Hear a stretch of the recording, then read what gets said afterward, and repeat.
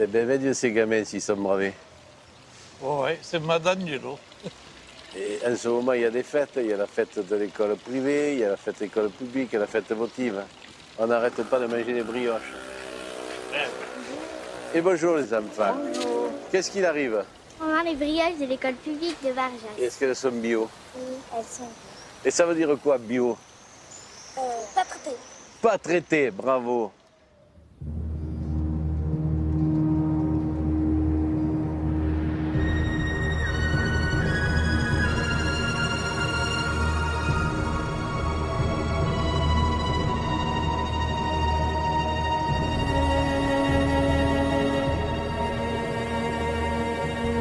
I'm really honored to be able to offer some introductory comments. I'd like to begin, however, with a series of questions to you, the audience. If you think about your family and your close friends, how many of you have family or close friends with cancer or have experienced cancers? Put up your hands. What about diabetes? How about infertility? Family or close friends? Now I want those of you who put your hand up at least once to put it up again for any of those questions and look around you to see what a large percentage of people living on the planet today are affected by health conditions that science now plausibly links to environmental factors. A scientist in the United States this past spring made the observation that this generation of children is the first generation in modern history that is not going to be as healthy as their parents. That should not be.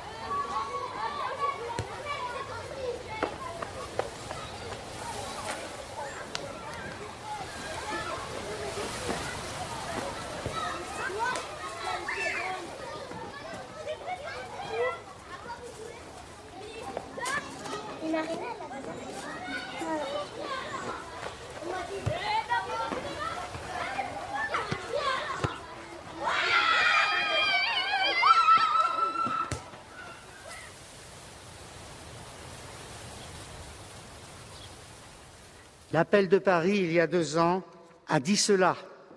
C'est nos activités, les activités humaines, qui génèrent les maladies. Et la pollution chimique est bien sûr l'une des premières à considérer. L'enfance est aujourd'hui en danger. Il faut proposer des solutions. Ce sont ces solutions que le mémorandum propose au travers de 164 recommandations et mesures qui ont été élaborés par 68 experts internationaux, ces experts ayant travaillé de façon indépendante, en dehors de toute influence. Est-ce que depuis votre dernière réunion, vous avez des études plus précises, affinées, des bilans scientifiques sur justement qui attestent de la croissance du lien santé-environnement? Est-ce que vous avez de nouvelles études, de nouvelles preuves? Le problème n'est plus aujourd'hui de dire si on a les preuves. Les preuves, elles existent au travers de milliers d'articles scientifiques publiés. Il est clair qu'aujourd'hui, le problème n'est plus de se poser la question, il manque la volonté politique. Il faut que cette volonté politique soit au rendez-vous.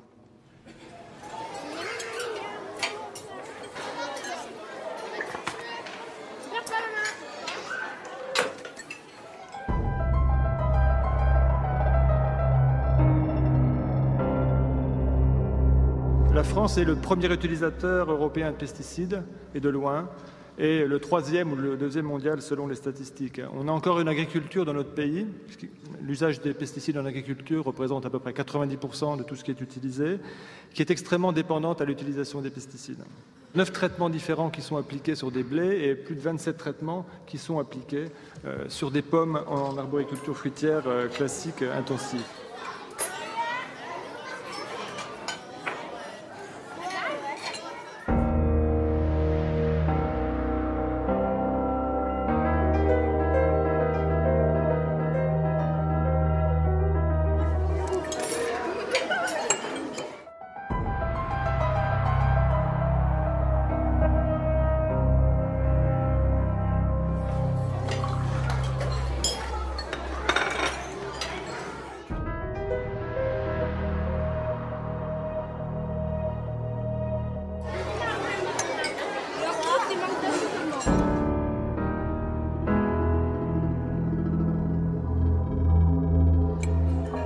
Du fromage, ça va pas?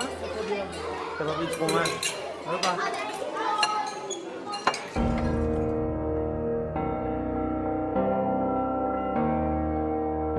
Nous faisons aujourd'hui ce constat que le modèle alimentaire moderne est dans une impasse globale. Il repose sur un gaspillage d'énergie fossile non renouvelable. Il ruine ses paysans. Une exploitation disparaît encore tous les quarts d'heure en France.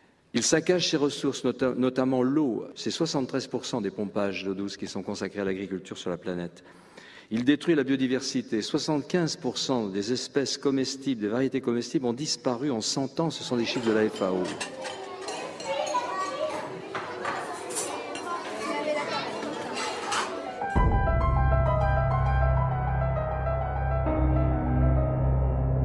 Moi, je suis un peu le Candide ici. Ce que je voulais dire, c'est que c'est vrai que on survole la Terre, on voit les choses d'en haut. On n'est pas complètement à l'intérieur. Et c'est vrai que moi, mon truc aujourd'hui, c'est parler beaucoup de réchauffement climatique et de parler des problèmes de la Terre. Et qu'aujourd'hui, quand je parle avec des scientifiques sur le terrain, que je rencontre régulièrement pour pouvoir légender mes photos et essayer de comprendre un peu mieux, ils sont tous très, très, très inquiets. Et quand je vois ce chiffre incroyable officiel qu'aujourd'hui on a perdu 30% du vivant sur la Terre, 30%, c'est énorme, et qu'on sait qu'il y a des milliards de gens qui se soignent uniquement avec les plantes, ben voilà, c'est une chose qui me choque.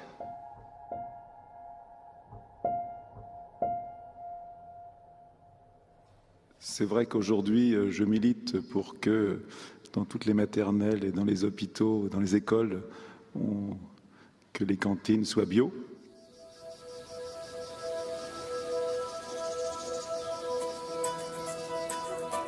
Nous sommes ici dans une petite commune française au pied des Cévennes dont le maire a décidé de faire face, a décidé de réagir en faisant passer la cantine scolaire en bio. Nous sommes à Barjac, une commune où, comme ailleurs, la population est confrontée aux angoisses contre la pollution industrielle, aux dangers de la pollution agrochimique. Ici commence un combat contre une logique qui pourrait devenir irréversible, un combat pour que demain nos enfants ne nous accusent pas.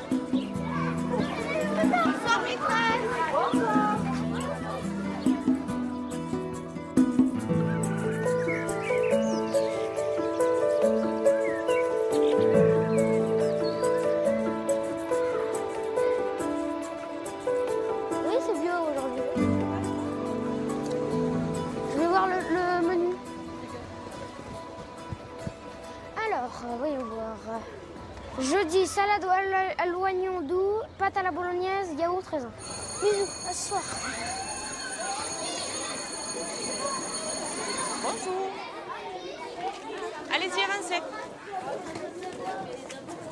Ce matin, j'ai entendu une chanson à France Inter et elle me trotte dans la tête depuis ce matin. Le ciment dans les plaines coule jusqu'aux montagnes, poison dans les fontaines, dans nos campagnes. Le ciment en rafale, notre histoire prend l'eau, reste notre idéal, faire les beaux.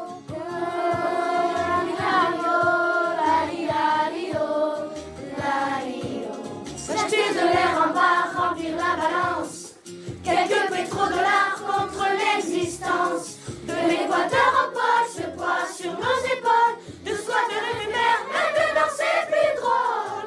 Puisqu'il faut changer les choses, aux arbres citoyens, il est grand temps qu'on propose un monde pour demain.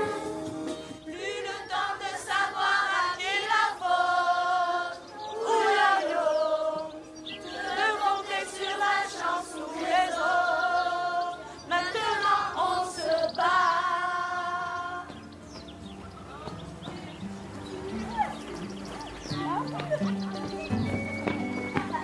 Là, vous avez des petites choses qui commencent à sortir là. Ça, c'est la mâche. Et ça, je pense que c'est plutôt la laitue. D'accord? Il y a un oignon qui démarre? Ah oui, tout à fait. Attention, ça mais peut-être ça, je pense que ça. Non, elle lève pas. Hein. 7, 8, 9, 10 avec la petite là. Voilà, il y a du désherbage à faire. Il y en a vraiment beaucoup là. Il commence à y en avoir. Alors, et ici, ça pousse? Bon, vous avez à peu près tout dessiné, c'est bon? Non, pas tout encore. Alors, ceux qui ont terminé, les laitues, essayez avec votre règle de mesurer la taille d'une feuille. Parce que sinon, on ne la verra pas grossir. Ah non, c'est impossible, ça mettrait ça. Si, c'est possible. Si. 5. 5 mm, la mâche. On va dire dans les 1 mm, dans les 2 mm. Vous gaspillez pas l'eau, hein?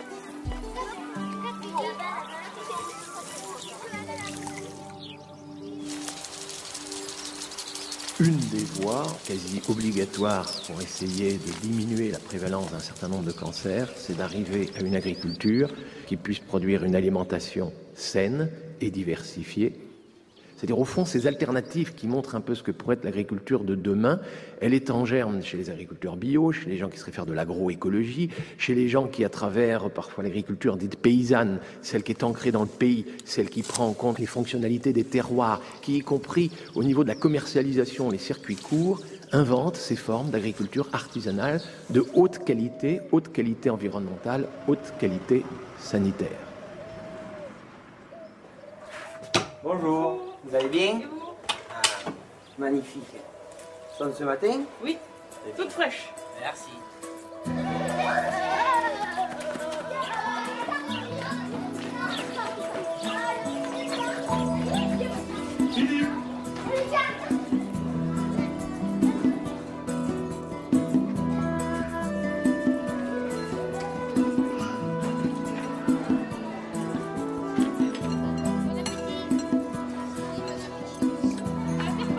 Aujourd'hui, c'est bio. Ouais. C'est bon.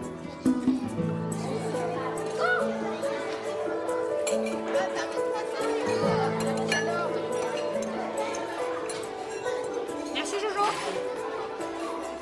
Là, c'est meilleur le pain bio. Ouais. Meilleur. Ouais. Le pain bio que le pain normal, parce que le pain normal, c'est sec. Donc l'idée, c'était de pouvoir un peu discuter ensemble et voir déjà si, par rapport à vos questionnements, on pouvait amener des réponses, sachant que soit Lynn ou moi, on a un peu d'expérience dans l'alimentation. J'imagine que déjà les enfants commencent à en parler.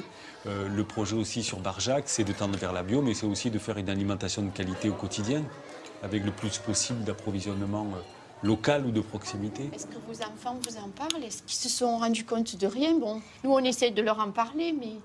Est-ce que ça remonte jusqu'aux parents? Je ne sais pas. Moi, la mienne, elle n'est pas difficile. Donc, elle mange de tout. Donc, je ne peux pas... oui, donc, on ne peut pas dire si elle trouve meilleure ou pas. On peut lui donner, elle le mange. Par contre, j'ai intérêt de suivre à la maison. Voilà. Pourquoi? Ah, parce qu'elle me dit, c'est comme ça, il faut faire tout bio. Ah oui, d'être en cohérence. Ah, oui. Même les produits d'entretien, tout maintenant s'envole.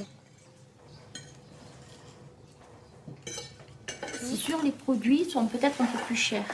Mais comme les boutiques où l'on va, c'est limité quand même, donc on a beaucoup moins de choix. On a l'essentiel, on achète l'essentiel, c'est tout. Que dans les grandes surfaces, quand on va faire les courses, on prend ce qu'il faut. Donc financièrement, c'est pareil. Donc moi j'ai vu que depuis que je travaille dans l'environnement, surtout dans la toxicologie au niveau des sols, il y a des gros problèmes de...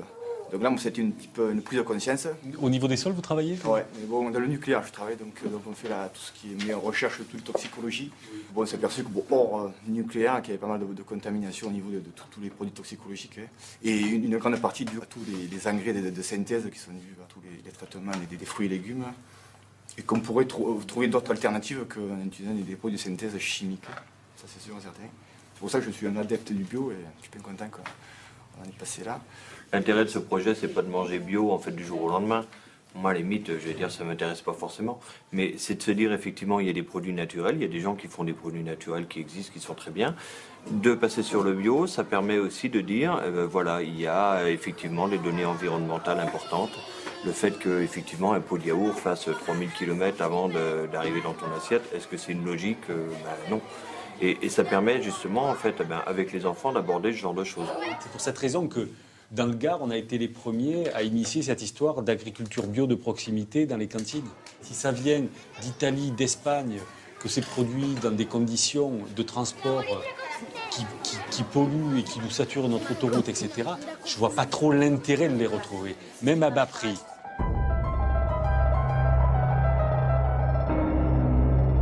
Par rapport au label AB, agriculture biologique, comment vous certifiez que, bon, après tous bon, je pense qu'il y a ce sont des organismes indépendants qui voient que ce produit va être labellisé AB et non? Pour faire simple, c'est un produit ne peut recevoir le terme agriculture biologique s'il respecte un certain nombre de choses au niveau du cahier des charges et au niveau des délais de reconversion d'une terre. Une terre, vous ne pouvez pas la passer en bio du jour au lendemain. Il y a un minimum de 3 ans de pratique agricole bio pour qu'elle puisse bénéficier de la possibilité de faire du bio. Donc pendant 3 ans, cet agriculteur, il va tout mettre en œuvre comme s'il était en bio, mais il ne va pas pouvoir apposer la marque, le logo AB. Les choses qui sont communes à tout le monde, aux végétaux comme aux animaux, c'est de ne pas utiliser de produits chimiques de synthèse. Et pour en être sûr, il y a des organismes indépendants, c'est-à-dire qui ne dépendent pas du tout du ministère de l'Agriculture, qui ne dépendent pas du tout des producteurs, pas du tout des firmes qui vendent des produits bio, qui vont contrôler chaque année tous les producteurs, tous les transformateurs, tous les gens qui touchent un produit 100% bio. Et toute personne qui va vendre ou transformer doit demander à la madame qui vend des produits bio, si dans son magasin elle est à 100% de produits bio, elle est responsable, donc elle demande les licences de chaque personne qui fournisse. Voilà. Et elle a un classeur, elle garde ça. C'est de cette façon qu'on arrive à avoir ce qu'on appelle la traçabilité du départ à la fin.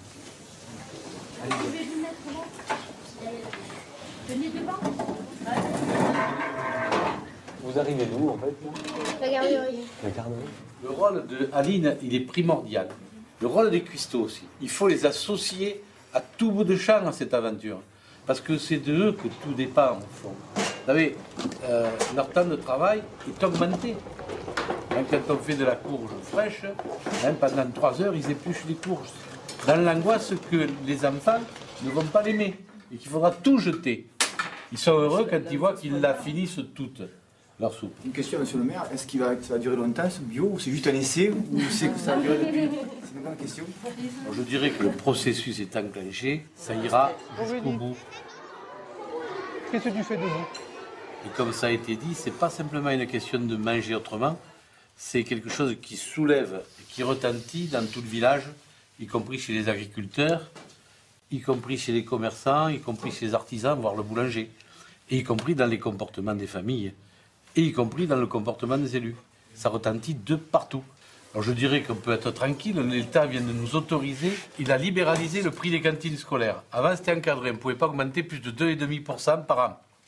Donc maintenant on est libre d'augmenter, donc vous allez voir ce que vous allez voir. Ben, on n'augmentera pas.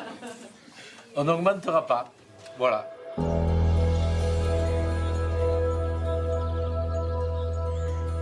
Ce sont les Cévennes que l'on voit là.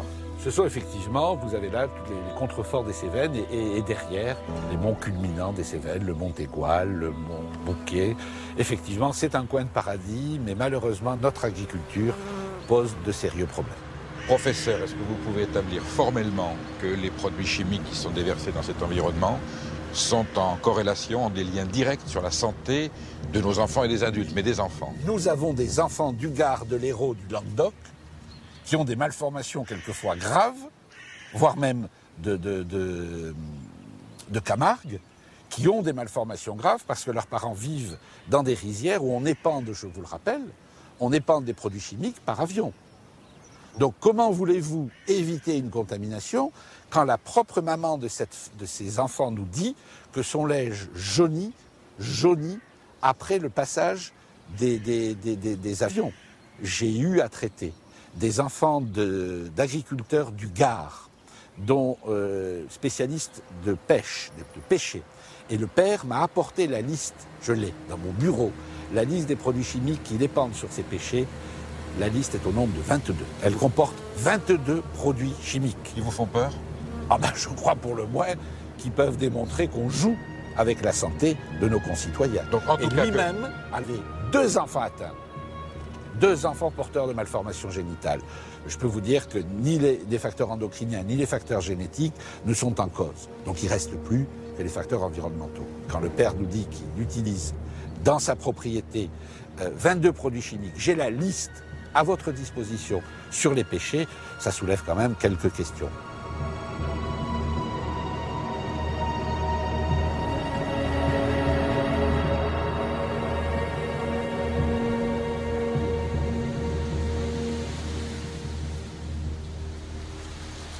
Alors tu viens me voir et tu me portes ça. Pourquoi? Disons que j'ai eu des problèmes en 2005. Oui. Des problèmes neurologiques. Donc je travaillais avec ça pendant 10 ans. Et j'ai dû utiliser des molécules que j'ai dû avoir par la peau, j'en sais rien. Disons en préparant mes mélanges, j'ouvrais souvent mon casque. Donc je recevais souvent mes mélanges. Mais quand je traitais, je fermais. Mais il y a toujours... on n'est jamais à 100% de... Tu devais employer des produits dangereux pour utiliser un masque comme ça, on dirait un masque de cosmonaute. Mais tu sais qu'en viticulture, en agriculture, on utilise plus de 30 000 composants. Donc j'ai été voir un neurologue et en 2005, il m'a dit que j'avais un problème. Mais il ne savait pas quoi. Il m'a donné des antidépresseurs, mais il a préféré que j'aille à la MSA. Et à la MSA, ils ont fait une enquête sur tous les agriculteurs et tous les dossiers sont partis à Paris. Ils s'aperçoivent que chez les viticulteurs, il y a beaucoup de problèmes neurologiques, de concentration. On n'arrive plus à se concentrer, on n'arrive plus à travailler dans les papiers. C'est le bordel, quoi. On a des changements d'humeur. Un jour, tu m'as parlé de problèmes de santé dans ta famille. C'est qui a eu des problèmes?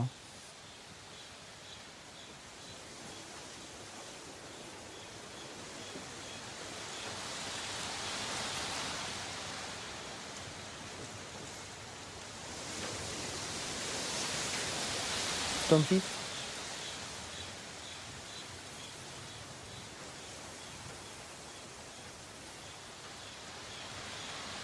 Ah oui. Et maintenant, c'est guéri, mais bon. Est-ce que tu penses que c'est dû à... Je suis sûr que quand on était il y a 6 ans à Montpellier, je voyais des agriculteurs dont les enfants à l'adolescence ou les petits, soit les enfants avaient des problèmes, des cancers, des ovaires, où je me suis documenté, j'ai vu qu'il y avait de plus en plus de leucémie de l'enfant. Mais bon, on a passé 6 mois dans une chambre stérile, quand même. Et le problème, c'est que la 3e chimio, il y a souvent comme ça affecte souvent le cœur, il y a souvent des enfants qui ne résistent pas.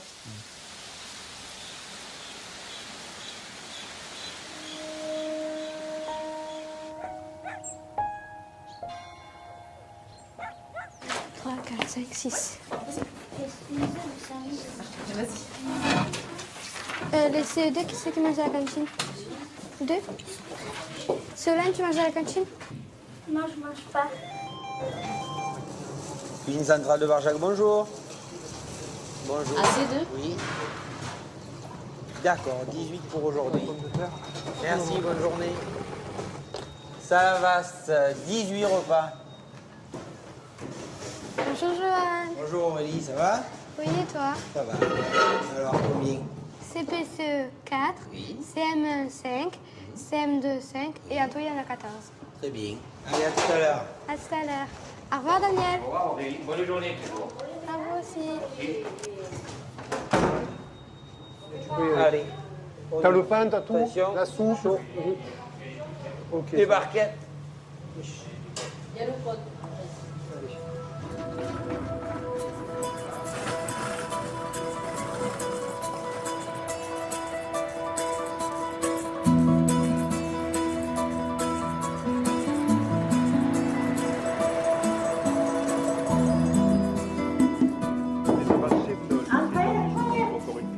Conséquences, les inondations ont touché la Bonjour, région. Madame Daniel. Depuis des coulées de boue dévastatrices Comment allez-vous? dans la région de Sommières ont cette année encore accentué l'érosion des sols cultivés et du vignoble du Gard. Ça va depuis hier? Oui. Et bon appétit à demain, Madame Daniel. Et bonne journée, au revoir. Pour les prochains jours, Météo France confirme un retour à la normale, un retour du soleil avec Mistral et Tramontane. Bonjour, monsieur le curé. Ça va Bonjour, depuis hier? oui, ça va. Ouais. Au menu lasagne. Oh, je vais me liper les babines. Eh bien, vous faites quoi, moi? Bon appétit, à demain, monsieur le curé. C'est que c'est un bon ressaire. Tombaille. Léa, tu sers? Sauf Mohamed et Kamel, s'il te plaît. C'est bon? Aurélie, goûte, tu l'as pas goûté. Qu'est-ce que tu crois? Goûte-le. Qui veut une poire? Tiens, on a une moitié. Qui veut une moitié? Une moitié? C'est bon la peau, il y a des vitamines. Moitié ou la moitié? La peau, vous pouvez la manger. Hein. Qui m'a dit une moitié? Toi?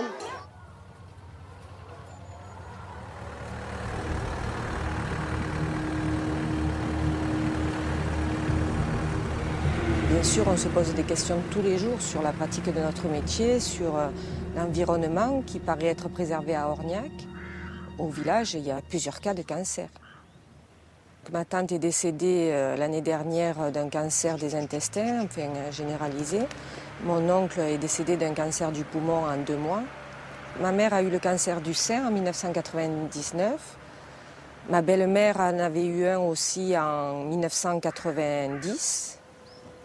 Mais ça date plus, mais depuis quelques années, j'ai perdu pas mal de personnes de ma famille de cancer. About 35 years ago, the president at the time, Richard Nixon, declared that the U.S. could declare war on cancer and create a victory over this dread disease.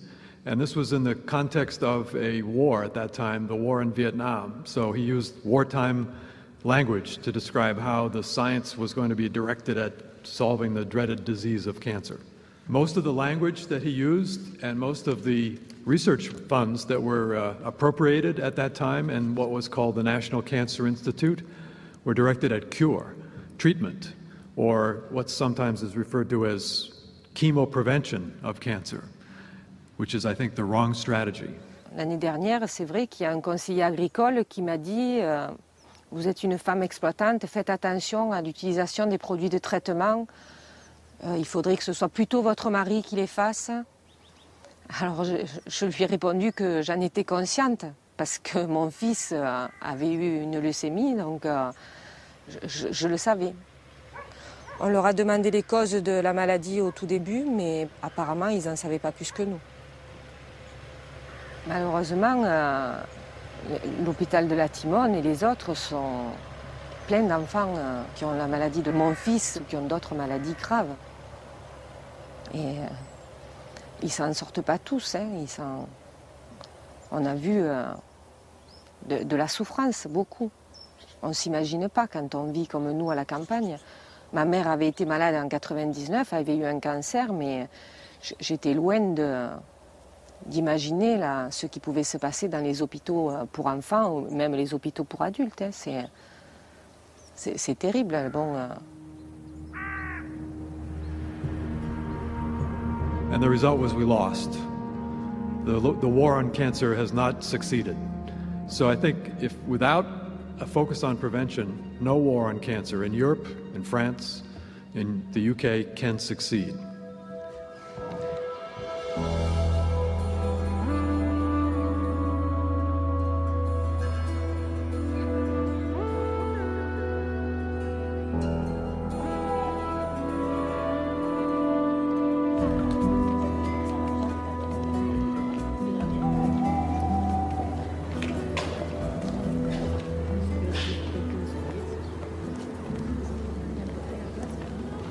On a invité ce soir quelqu'un qu'on remercie beaucoup parce qu'il arrive de loin, il a un emploi de temps chargé.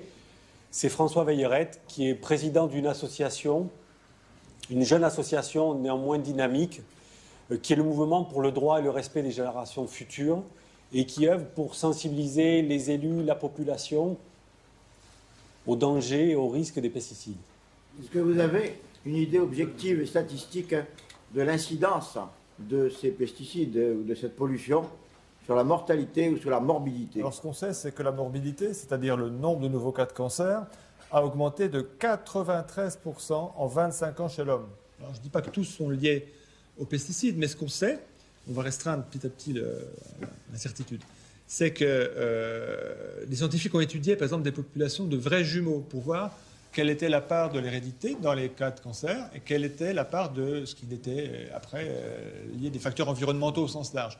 Eh bien, ils sont aperçus que pour tous les cancers, il y avait plus de 50% de cas qui étaient liés à des facteurs environnementaux, que pour certains cancers, ça pouvait même aller jusqu'à 90% de la responsabilité liée à l'environnement. Donc déjà, on sait que l'environnement au sens large a un impact important. Loin devant, le tabac, qui était un facteur de risque multiplié par 3, la consommation d'alcool multipliée par 2, enfin voilà. On a malgré tout une espérance de vie dans nos pays dits évolués. On a une espérance de vie qui ne cesse d'augmenter. Ces statistiques sont faites sur des études de parcours de personnes qui sont nées dans les années 1920-1930. Et qui, pendant leurs 20 premières années, n'ont pas connu l'exposition aux produits chimiques de synthèse. Ni d'ailleurs aux radiations ionisantes, il y a tout un tas d'autres trucs, pratiquement, à part les produits... Ni de l'alimentation raffinée, etc. Madame Delciel, peut-être... Moi, j'ai peut-être une clé différente, parce que je ne suis pas médecin, je suis simplement infirmière. Et c'est vrai qu'au niveau du monde médical, il y a pareillement que les laboratoires qui vendent ces produits phytosanitaires, il y a une omerta d'établis exactement pareil, comme un chapeau mis sur la cocotte qui commence à bouillir. Et je pense pertinemment, moi en voyant, ça fait 23 ans que je suis infirmière, que l'on n'a jamais vu autant de gens cancéreux qui meurent de plus en plus jeunes, d'enfants qui sont touchés par cette maladie aussi à tout niveau, que ce soit au niveau du rein, au niveau des tumeurs cérébrales, on en voit un maximum, et que le monde médical, bon nombre de gens du monde médical continuent à faire croire aux gens que ce n'est pas vrai. Si ça fait plus de 10 ans ou 15 ans en fait, que tous les élus politiques, enfin, ou une majorité de politiques sont au courant de ces problèmes et qu'on n'avance pas plus vite que ça, qu'est-ce qu'il faut faire en tant que citoyen? C'est compliqué, mais il y a plein de moyens. Il y a la résistance locale, ce que vous êtes en train de mettre en place aujourd'hui, de manière simple, dans votre intérêt, dans l'intérêt de vos enfants. Vous encouragez des agriculteurs bio, vous leur offrez un marché proche, c'est intéressant, il y a moins d'intermédiaires, ils vont sans doute mieux vendre leurs produits. Et donc faire plus de... La valeur ajoutée va aller plus chez eux que chez le grossiste, c'est intéressant. Toujours mieux de vendre comme ça qu'à la grande surface, à des centrales d'achat qui vont les étrangler. On n'a jamais eu autant d'arguments que maintenant. Mais on n'a jamais eu autant de résistance. Le poids des lobbies est absolument énorme. Ils sont absolument partout. Jusque dans la Commission européenne, où ils tiennent les affaires. C'est eux qui proposent les textes qui sont proposés par les commissaires. Il ne faut pas avoir peur de le dire. Qu'est-ce qu'il faudrait faire pour que dans ma commune, à Saint-André-de-Chaudière, la cantine soit aussi bio? Vous changez de municipalité? Toute plaisanterie mise à part. Je crois que notre démarche, elle n'est pas démocratique, je tiens à le dire. C'est un conseil municipal, on est 13 qui l'a décidé. Ce n'est pas la population, on n'a pas fait un référendum. Et voilà. Puis on n'a pas dit aux Barjacois non plus, notre position en matière alimentaire, c'est votre position. On a pris la nôtre. de position, et on essaye aujourd'hui de la faire partager. On nous avance le coût. Mais le coût de la santé, ça n'a pas de prix. Ça avait un coût de faire chauffer le sang contaminé. Alors on ne l'a pas fait chauffer. Combien ça a coûté de ne pas l'avoir fait chauffer en sous et en drame humain? Combien ça a coûté? Le drame humain, il a été là, et au fond, les sous, on en a dépensé 3 fois plus. Donc on n'a pas fait passer le comptable d'abord. Ça, c'est une indication de gestion municipale. Ne surtout pas faire passer les comptables d'abord. Faites passer votre conscience en premier. Voilà la chose.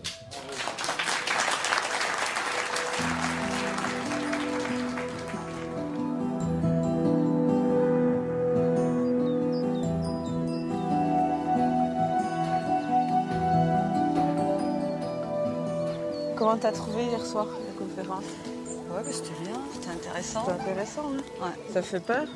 Surtout toi qui es enceinte, alors. Ouais, exactement. Non, c'est bien, il y avait du monde en plus. Oui, c'était bien. Je te dis, les gens commencent à être intéressés, concernés. quoi. Toi, t'arrives à manger bio à peu près tout? Pas tout, non? Bah non, pas 100%. Attends, 100%, c'est impossible. Enfin, c'est possible, mais après, c'est... Hugo, tu surveilles un peu le petit? Il y a certains produits que j'achète plus, qui sont inutiles. Oui. Donc à ce niveau-là, je pense que tu gagnes. Tu te retrouves, ouais. Moi, je pense. Mon frigo, il est pas plein comme avant. Avant, Non. il débordait, là, il est vide. Mais il y a l'essentiel. Oui, il y a un repas exact. chaud. C'est vrai, c'est vrai. Toi aussi enfin, moi, j'aime mieux cette manière de consommer. J'ai l'impression d'être moins con, quoi. Tout à fait, ouais. Et puis de te protéger, Oui, tout simplement, même si... Ouais, puis de ne pas être dans ce système de consommer, acheter sans arrêt tout qui nous bombarde là dans la tête. Fais attention, Ninou, hein. Après, au niveau du fromage, là, je trouve que c'est vraiment cher. Et la viande. Moi, la viande, c'est les trucs que j'ai encore du mal à passer, quoi. Donc moi, la viande, pour l'instant, j'ai jamais consommé en bio. Et là, j'ai fait un essai, j'ai acheté des saucisses bio chez Martine. Bon, je vais voir ce que ça donne, mais bon, il y a le goût aussi. Si tu ne retrouves pas ton goût, le goût que tu aimes. Oui, que tu aimes, tu ne vas pas être motivé, quoi. Après, au niveau de la viande, tu peux viser plus les producteurs locaux, même si c'est pas en bio, tu sais que c'est quand même bon. Elles sont bonnes. Tu te dis, il y a vraiment des trucs qui sont superflus. Et en fait, comme on mange trop, de toute façon, on est dans une société où on mange trop, ça peut pas nous faire de mal de manger un peu moins, quoi. C'est comme ça que ta spatule, d'accord? Dès que ça a pris, d'accord? Tu vas t'en sortir. Ninou, de la soupe. Ça, on va laisser là. Clac. C'est bien, Zuc, merci. Allez. Merci, Christophe. Chaud. C'est chaud là auprès du feu, il est très plein. Oui, il fait très chaud là. Tiens, t'as bien faim, Zuc? T'as bien mangé à la cantine? Ouais. T'as mangé quoi? On a mangé du poulet avec du croissant dauphinois. D'accord, ça va. Je peux refait des pommes de terre ce soir? Bah, heureusement. Bah, Votre jardin, elle est où à l'école? Bon, bah, on y va demain en fait. Demain, vous allez? Ouais. Dans le potager? Ouais. D'accord, c'est prévu que vous y alliez. D'accord. Des brocolis, des choux-fleurs, des choux romanesco, des fraises. Ça, tout ça, ça sera au printemps. Elle était bonne, hein? Je te soupe un peu toujours. Il était bon ce petit marron. Il vient d'où, le petit marron? Le petit marron de chez Vanessa. Qu'est-ce qu'il y a en plus? Des châtaignes, des bois. On sent le goût des châtaignes.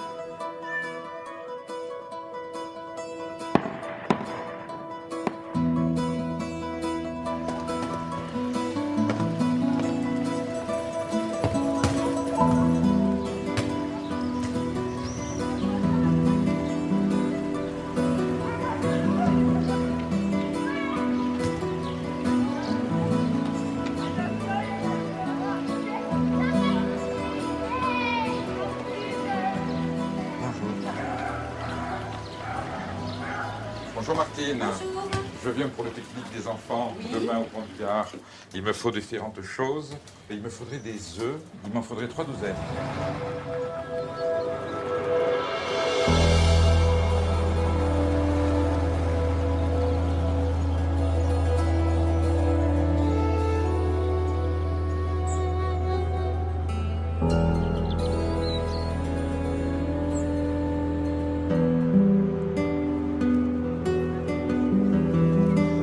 C'est trop beau.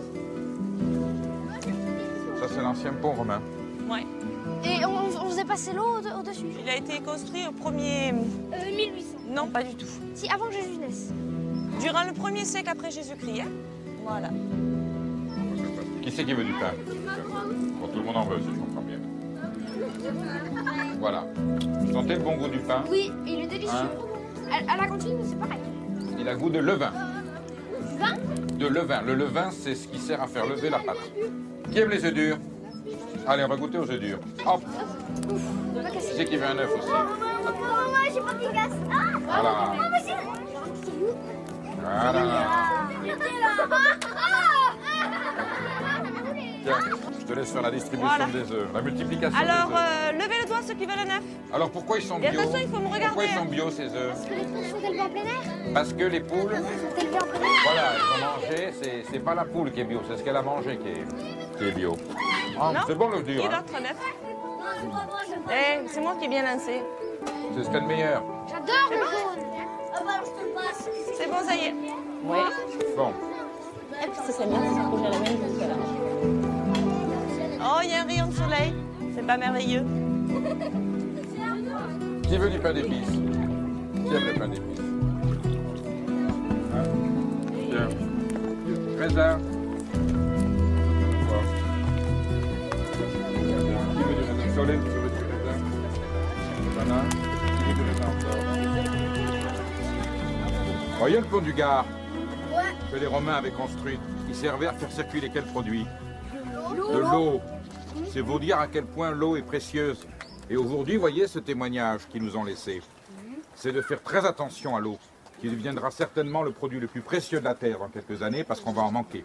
Et autant il faut être soucieux de son alimentation, il faut aussi être très soucieux et très vigilant sur ce que va devenir le patrimoine de l'eau dans le monde. Alors le pont du Gard, c'est à côté de chez vous, c'est un formidable symbole. Ayez bien ça en tête, regardez le monument qu'ils ont fait. C'est comme un temple. Ayez toujours en tête qu'il faudra que vous gardiez ce respect pour l'eau qui est un produit sacré, parce que l'eau c'est la vie.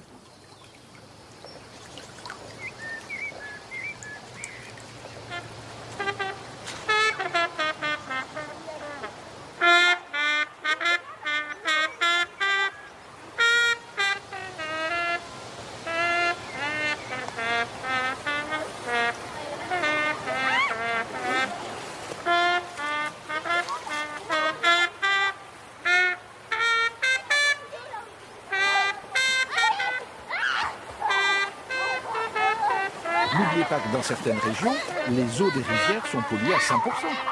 Est-ce que ce n'est pas un signe d'alarme pour vous suffisant pour démontrer que la nature est contaminée?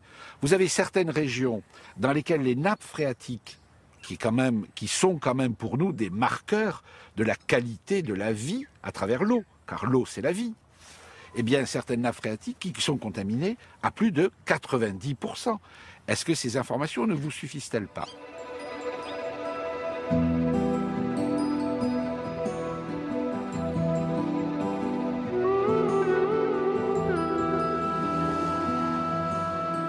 Bon, alors qu'est-ce que vous pensez de cette eau qu'on boit? Je trouve qu'elle est bonne ici. Est-ce qu'elle a goût à chlore, la nôtre, à Barjac? Non, c'est vrai, elle a pas beaucoup de goût à chlore en fait. Alors plus fort sur les mains. Allez. Chez ma tati, elle habite à côté de l'île. Et quand on va chez elle, eh ben, on dit que l'eau, elle est pas bonne parce qu'on le sent, le chlore. On en a là, des fontaines chez nous. On a la fontaine de Tarot, on a tout le long de la 16, il y en a plein des sources. Parce qu'avant, on la buvait. Oui, avant on la buvait, oui, on pouvait la boire avant. Et on ne peut plus boire l'eau de ces sources-là. Et pourquoi on ne peut plus maintenant? Manon? À cause des pesticides,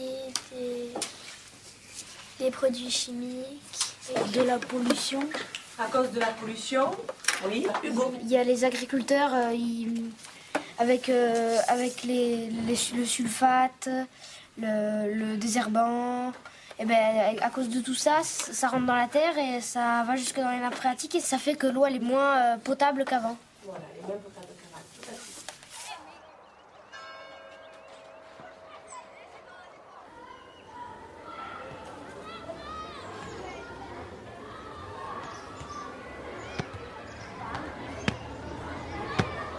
Bonjour. Vous allez bien? Oui, ça va, Vous avez fait quelque chose de bon ici ou non? Ouais. Qu'est-ce que vous avez fait? Moi, c'est parti déjà. C'était quoi? C'était des brochettes au comté Ah oui, et la saucisse de la Morteau. saucisse, je les ai goûtées. Ça a filé. C'est bien, c'est bien. Comment se passe cette journée du goût? Vous sentez que ça motive un peu les gens sont sensibles à ces éléments? Ouais. L'expérience de la cantine vous semble concluante ou non? Il est content, il est content. De l'ail, du sel, de l'huile. C'est délicieux.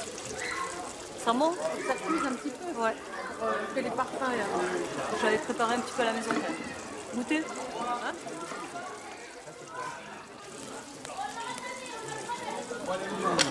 Irrésistible.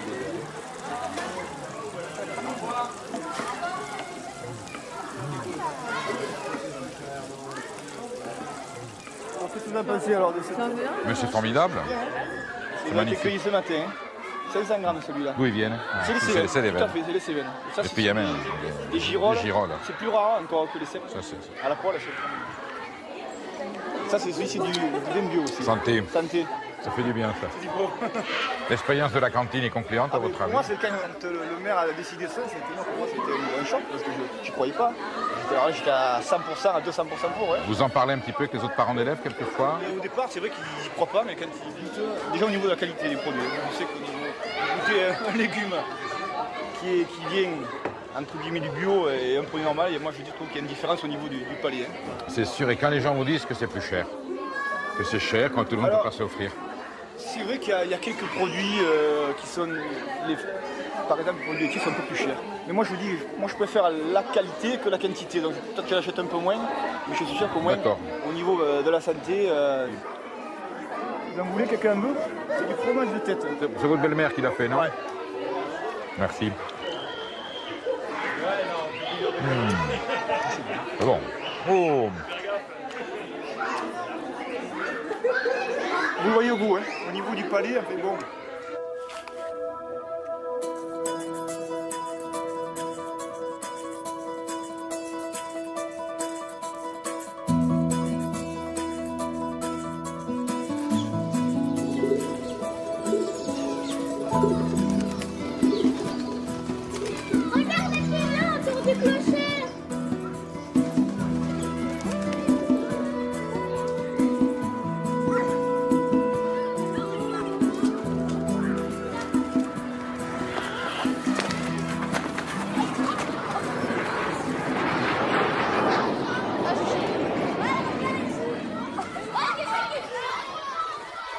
Ça va? Mais ça va, écoute, oui, un peu. Oui, tout va bien. Et ils ont su d'où ça venait? Ils ont donné un peu des explications? Aucune. Ça fait peur quand même, hein, que ça. Tu te demandes d'où ça vient, pourquoi. Et tout, ça fait peur, et ça touche de plus en plus de monde et on est tous plus ou moins touchés par un membre de sa famille, quelqu'un qui est. On a tous maintenant quelqu'un de proche qui a été. Tout à fait.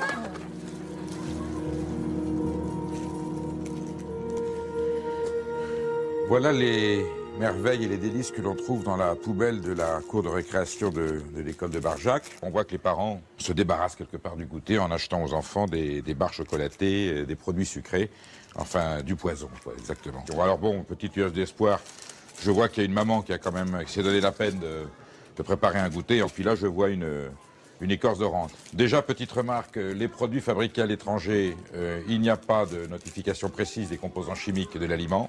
On a juste la nature du produit, chocolat aux fruits, gâteau. Et c'est sur les produits français qu'on a un peu plus d'informations. Tout ça est tout à fait réjouissant. On va regarder en détail. Oh ben là, on a la totale. Là, c'est formidable. Là, ici, on a le complément complet. Donc, j'ai quand même du fruit, du raisin, bigarreau confit, correcteur d'acidité E330, conservateur E202 et anhydride sulfureux, colorant E127. Cube rouge confit pour 10%, correcteur d'acidité E330, conservateur E320.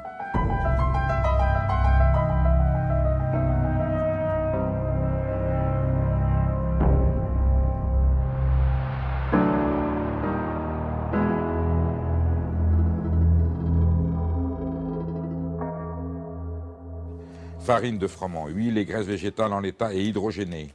Palme, colza, copra, émulsifiant E471, colorant E160, poudre à lever E450I et E500I, arôme et sel, émulsifiant E471, épaississant E215.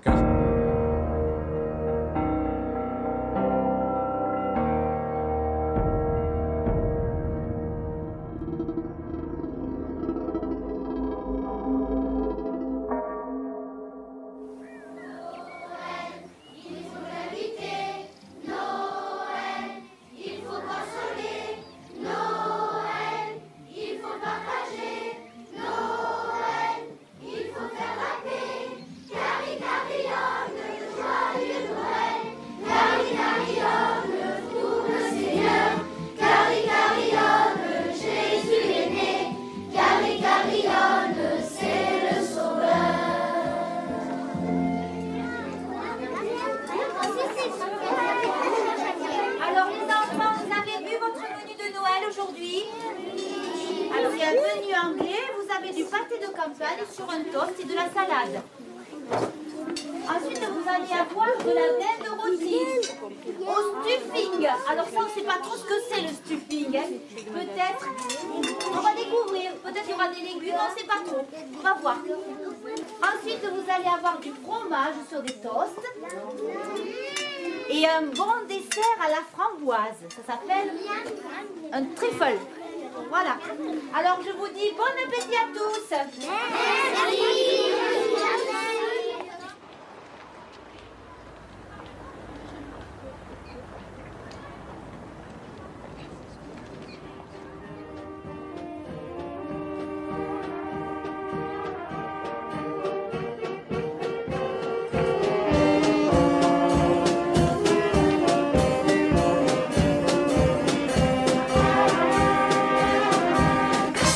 Cette année, nous tenions à faire à cette fête sous le signe de la nature, pour ne pas nommer le bien grand mot du bio.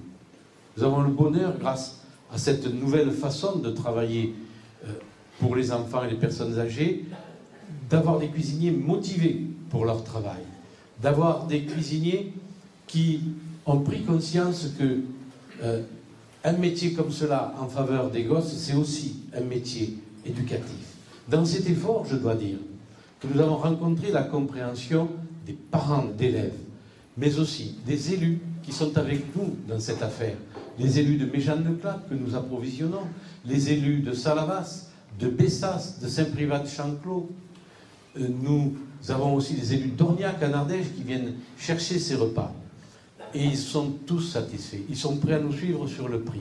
Ce n'était donc pas qu'une question de finances. C'était une question aussi de lucidité. Et je dirais même de conscience. Rien n'est trop sain, rien n'est trop bon, rien n'est trop beau pour nos enfants. Et je dis aux Barjacois que l'on ne vaut pas grand-chose que quand on agit que pour soi. À toutes et à tous, je dis meilleurs vœux.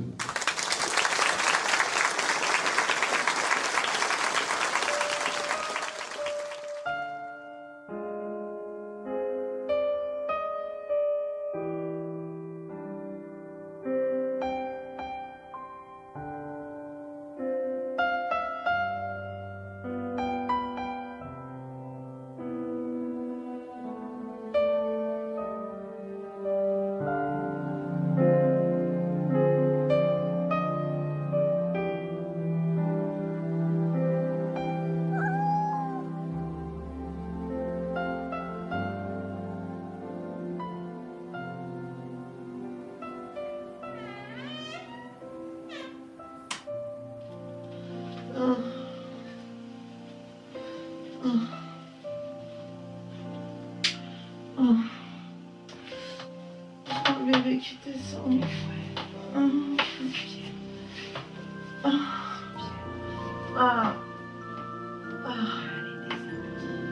Allez bébé.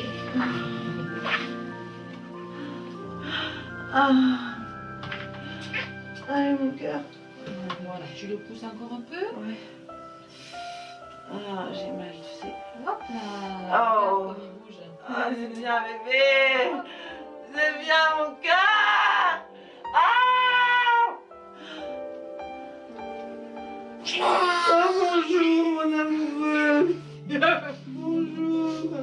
C'est un petit garçon ou une petite fille? C'est une petite fille.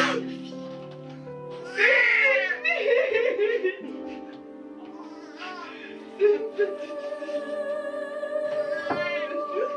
fille.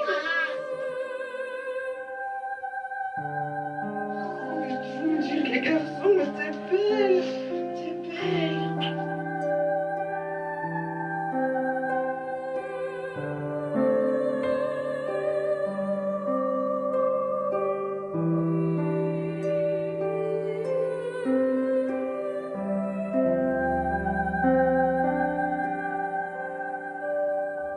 Voilà, tout s'est bien passé. Vous avez un beau bébé. Elle est petite tout nette, mais bon. Elle est petite, hein, petite tout nette par rapport au fille, toute petite.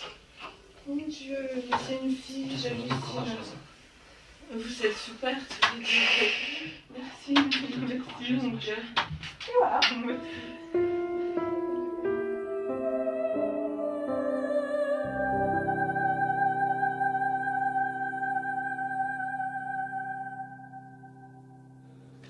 problématique qui est éminemment importante, c'est celle de l'origine de certaines maladies de l'homme, de la femme adulte, origine fétale de certaines maladies. Et là, on a mis en évidence la présence de plus de 300 polluants chimiques présents dans le sang du cordon de ces 30 nouveau-nés, dont au moins les 2/3 sont considérés comme des perturbateurs endocriniens. Donc le problème est réel, même si ces produits existent à l'état de trace, ils sont présents dès les premiers jours de vie et ceci pose un problème pour l'avenir.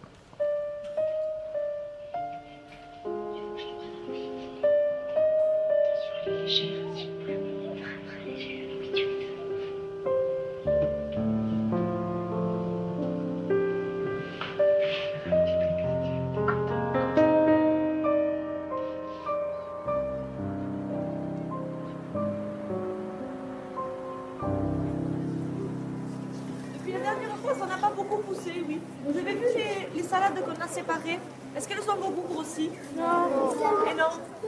Qu'est-ce que c'est qui a poussé? Les choux. Oui, il y en a bien. On a un chou, là, je sais pas si On ne mange pas tout de suite. non, sinon on va avoir un petit peu. Voilà, super, super. Et les épinards, ils poussent? Oui, les épinards. Ouais. Qu'est-ce que vous avez trouvé sur vos plantes? Eh bien, il faut les tuer, les enfants.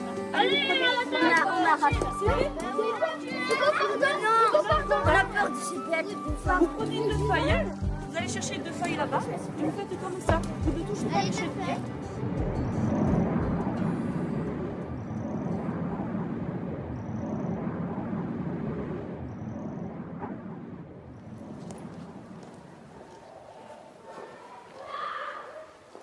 Merci d'être venu à cette rencontre.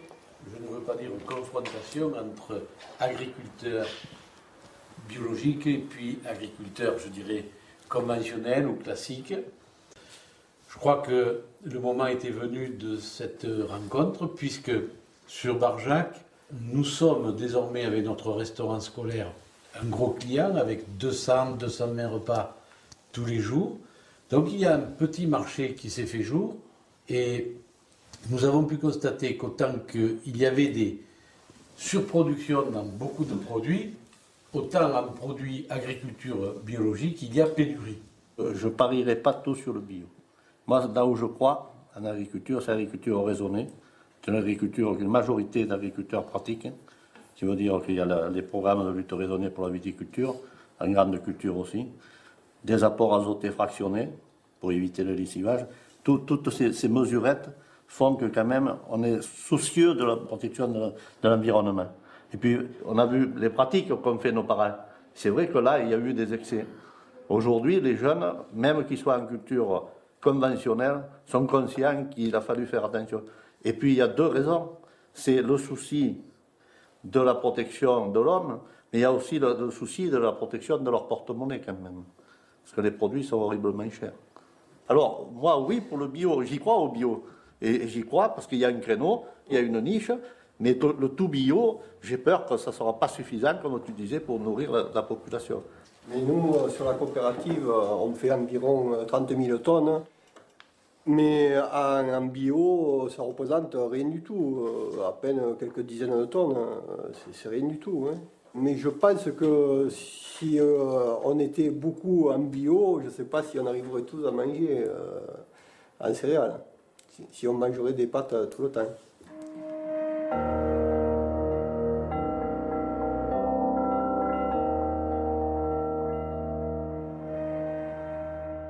Il faut cesser d'empoisonner la terre, l'eau, l'air et les aliments sous l'alibi fallacieux de nourrir l'humanité alors qu'on affame l'humanité. C'est pourquoi, face aux dérives du modèle agricole dominant, il faut une réforme en profondeur pour préserver la santé et l'environnement. J'affirme haut et fort que l'on peut produire autrement, durablement, des denrées alimentaires de haute qualité sanitaire en quantité suffisante, avec des performances économiques bien supérieures aux méthodes industrielles, pour peu que l'on cesse de remplacer les paysans sur la terre par des molécules chimiques.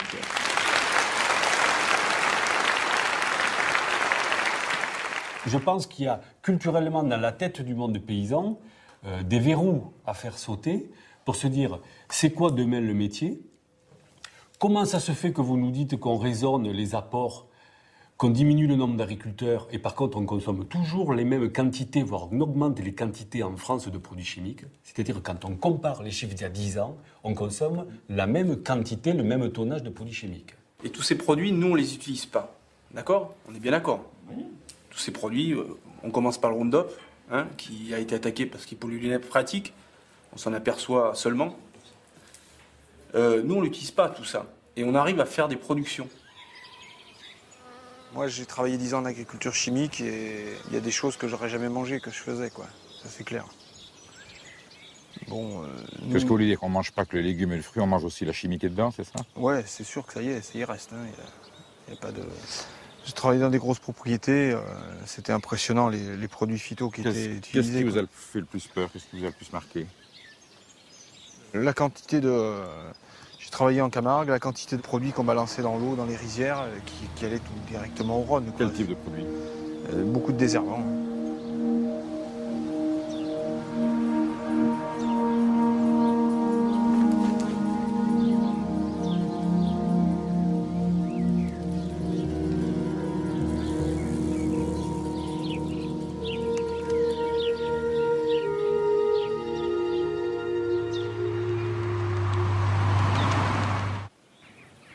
Et une fois, je me suis empoisonné avec du 2,4-D.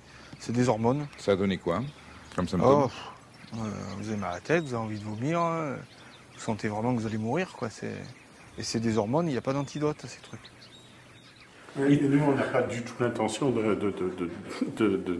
polluer plus que les autres. On est en première ligne. Quand nous, on va sulfater, quand on traite, Oui.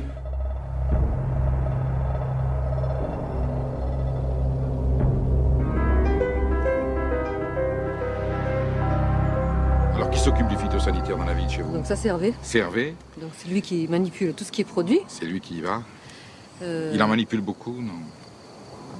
Il en fait pour les arbres, il en fait pour la vigne, il en fait pour les céréales. Comment ça, il procède pour le traitement? C'est lui-même qui va dans la vigne, qui manipule les produits? Mais il manipule les produits à la maison, hein, déjà. Il faut faire un mélange à la maison. Préparation? Quand il manipule les produits, bon, il les aspire, hein. Je veux dire, il inhale. Hein. Il a des symptômes de... Saignement de nez. À chaque fois. Des saignements de nez? Ah oui, à chaque fois qu'il traite. Que à chaque fois qu'il traite? Oui, ça c'est sûr. Chaque fois qu'il traite. Et c'est répétitif? C'est répétitif et ça dure 3 jours.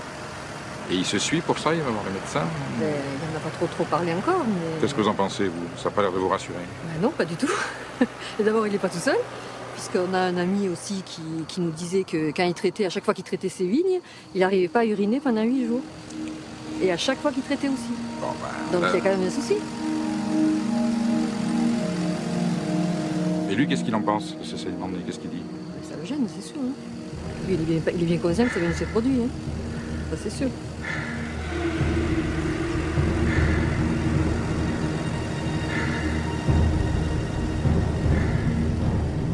Comment on fait pour lutter contre le mildiou en viticulture? Comment on fait pour lutter contre le corynéum en arboriculture? Comment vous faites, quoi? Parce que... Déjà, on sensibilise, on fragilise pas les plantes. Okay, on nourrit jamais les plantes, hein. On nourrit le sol. Nous, on a du verger, on fait des engrais verts dans les rangées en hiver et on retourne ça au printemps. On nourrit le sol, mais on ne nourrit pas les plantes. On n'a pas les mêmes soucis de maladies que vous pouvez avoir. C'est pas de mildiou. Un coup de cuivre et au bon moment, si je vois qu'il va pas pleuvoir beaucoup, je vais vite traiter. C'est la seule manière de stopper le mildiou, quoi. Bien sûr, sur nos sacs de cuivre, il est marqué 12 kg de bouillie bordelaise à l'hectare. Ça, il faut quand même savoir qu'on a des commerciaux en face de nous. Moi, personnellement, je traite à 3 kg de bouillie bordelaise à l'hectare. Et j'ai jamais eu d'odium sur mes vignes. C'est pas une fatalité d'avoir des maladies. Une maladie, c'est parce qu'il y a quelque chose qui attire la bestiole, hein, ou le champignon. Hein, c'est pas... Donc pour se défendre contre le mildiou et l'oïdium en viticulture bio, c'est pas difficile. Hein, moi, mon gros problème, c'est l'herbe, parce que mes sols sont devenus vivants et moi, même avec les machines, de l'herbe, il y en a. Il y a des poireaux de vigne chez vous? Oui, je suis le seul à avoir des poireaux de vigne et je suis envahi de ramasseurs de poireaux de vigne. Ça, c'est clair. Et des escargots? Les escargots aussi. C'est bourré de toutes sortes de bestioles.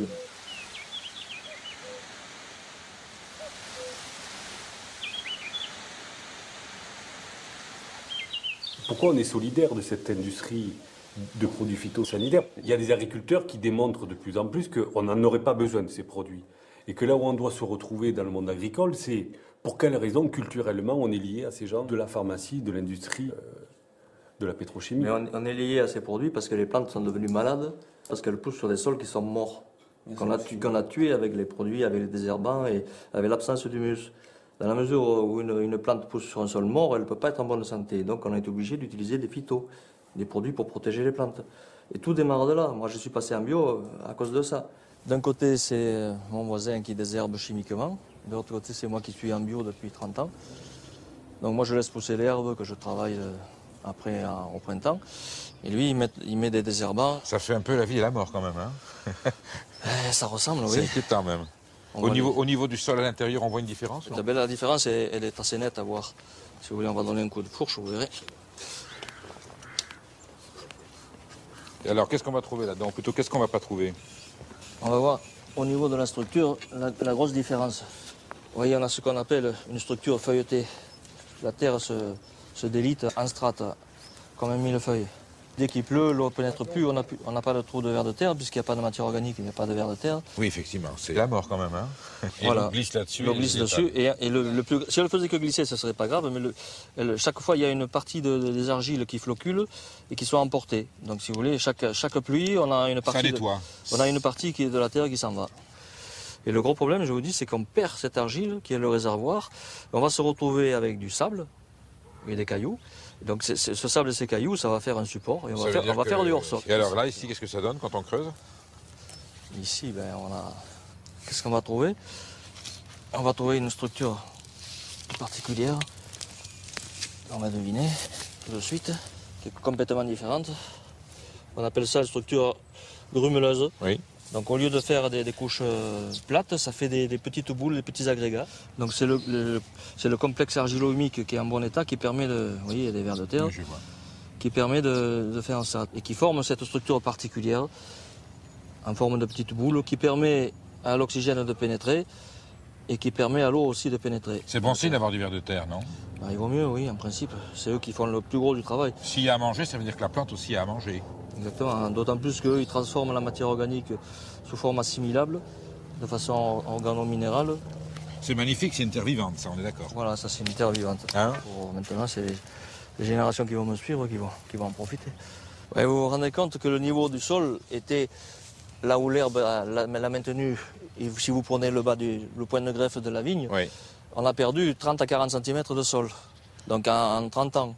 Si on continue comme ça 30 ans de plus, on est au rocher. C'est-à-dire que l'eau, quand il pleut, elle dévale et elle érode.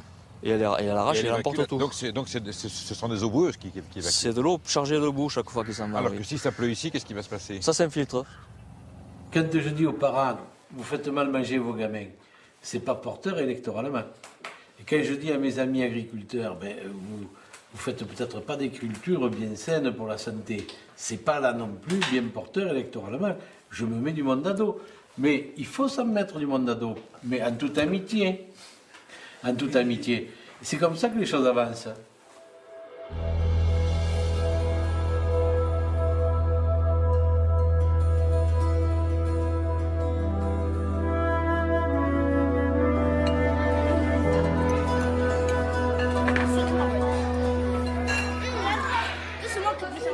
Avec de la viande en plus.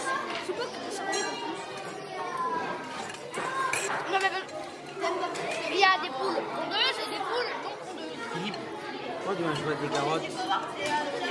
J'ai dit mais... T'aimes pas? Toi, tu te resserres pas de pâtes, Philippe? J'ai dit mais si moi je viens de carottes. Ah, il aura pas de dessert. Ouais, comme ça, et après... Les filous? Allez. Ça là.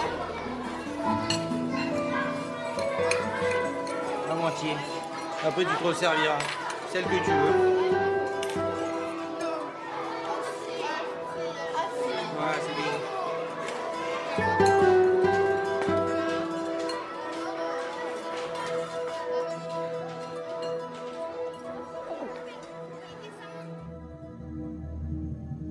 Camille est restée 6 ans à l'école de Barjac et elle est tombée malade en juin 2005. Et juste avant la fête des mères, on nous a envoyés à Montpellier consulter. Et là, on a senti un malaise. On nous a parlé de biopsie, de prélèvement. Rendez-vous pris le lundi qui suivait la fête des mères.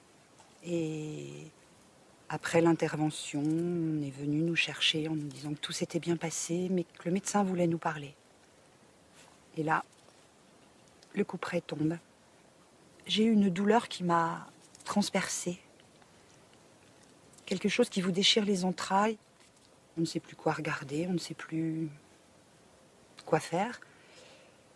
Et puis les médecins sont tout aussi désarmés face à notre détresse, ne nous connaissant pas, donc ne pouvant pas immédiatement nous répondre, nous jurant qu'ils feront le maximum, mais qu'il faut attendre les résultats pour savoir de quoi il s'agit.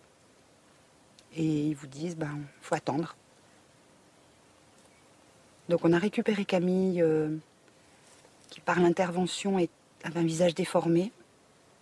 Donc avec à nouveau une vision insoutenable, une petite fille qui était toute jolie, ça on nous avait pas prévenu. Et puis voilà, et on est rentré à la maison et il a fallu faire face avec ses autres sœurs. On ne pouvait pas leur dire que c'était pas grave, parce qu'on avait des visages qui reflétaient le contraire. Mais on ne savait pas ce que c'était, on s'était dit qu'on ne dirait pas, on ne prononcerait pas le mot cancer.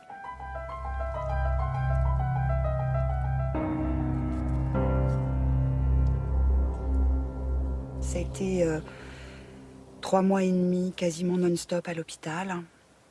Des cures de chimiothérapie qui duraient 8 jours pleins. On a pu rentrer 3 fois à la maison une journée. Camille n'avait plus de défense immunitaire, était en aplasie. Et il fallait aller en chambre stérile. Pour une durée indéterminée, bien sûr. La seule question que tout le monde se pose, pourquoi ? C'est une question à laquelle, en fait, personne ne peut nous répondre. On ne sait pas pourquoi. On ne subit pas une cure de chimiothérapie aussi importante sans avoir des complications à côté. On a pu rentrer à la maison. Elle avait plus du tout ses cheveux. Il lui restait 3 petits brins de cheveux à l'arrière de sa tête. Et là, elle m'a dit, maman, tu m'avais promis que quand mon traitement serait fini, on ferait la boule à 0, complète. Et donc elle m'a dit, c'est aujourd'hui. Et donc elle m'a demandé de lui raser la tête. Je lui avais déjà enlevé tous ses cheveux, donc...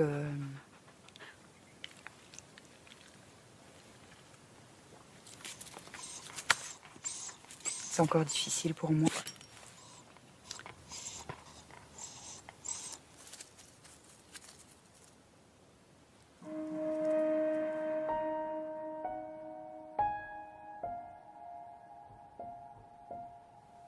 Plusieurs fois, elle a baissé les bras face à la souffrance, tout simplement.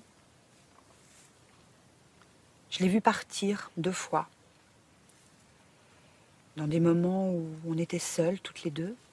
Ça a été des moments très très forts, très douloureux. Mais elle s'accrochait à tout. Et finalement, elle a été même plus forte que nous. Et c'est cette force-là qu'ont les enfants. J'aurais jamais soupçonné. Et à la rencontre avec tous les enfants dans le service, c'est un service très difficile, service fermé. On a donné un peu d'amour aux enfants qu'on croisait. Il y en a qui sont partis, qui n'ont pas pu. Ou qu'on n'a pas pu sauver parce que trop malade, trop atteint. Au départ, la mère se sent entièrement responsable de la maladie. Mais néanmoins, les questions se posent. Ce qui veut dire aussi qu'on n'est pas à l'abri. Jamais.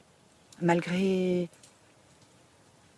entre guillemets, la vie saine qu'on pense avoir.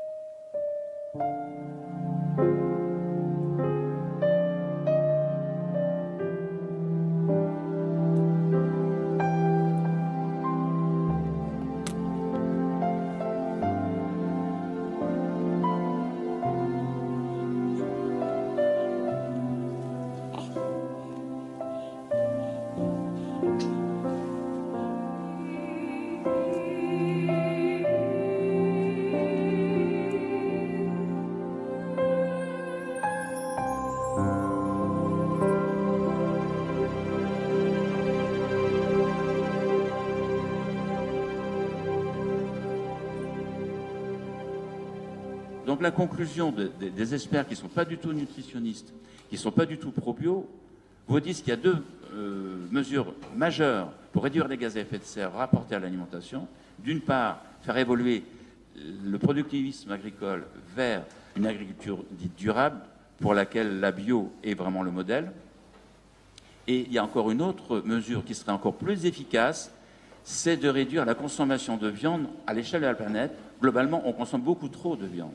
Sachez que 55% des protéines végétales qui sont produites de par le monde sont faites pour nourrir le bétail, qui ensuite va nourrir l'homme. Si une partie de ces 55%, disons même pas la moitié, un bon tiers, allait directement dans l'assiette de l'homme, vous voyez que d'emblée, on disposerait d'une réserve alimentaire considérable et que par conséquent, pour lutter contre la faim dans le monde, on n'a pas besoin des OGM et de ce genre de supercherie, pour rester poli.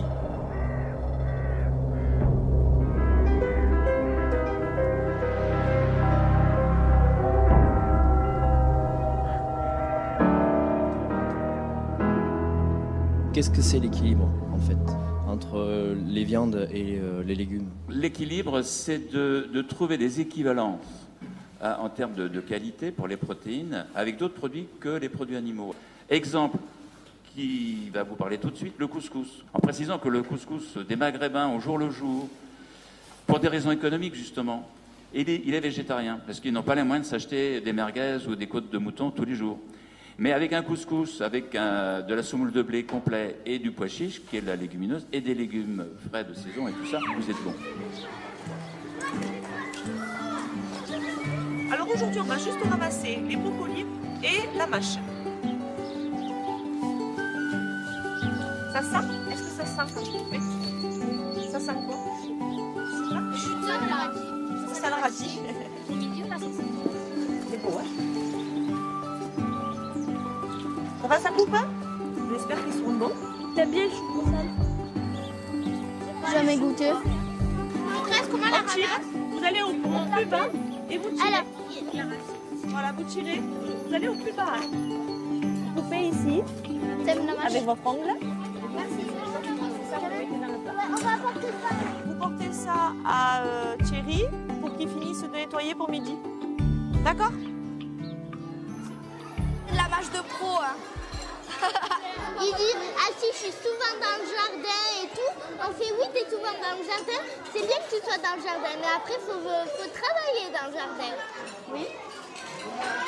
Merci. C'est vrai que pour nous, c'est un challenge intéressant. C'est vrai qu'il faut apprendre à travailler avec des produits, ne serait-ce que la betterave rouge.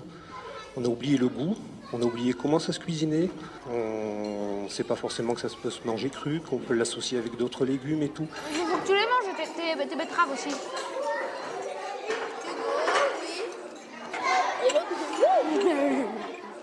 Hein?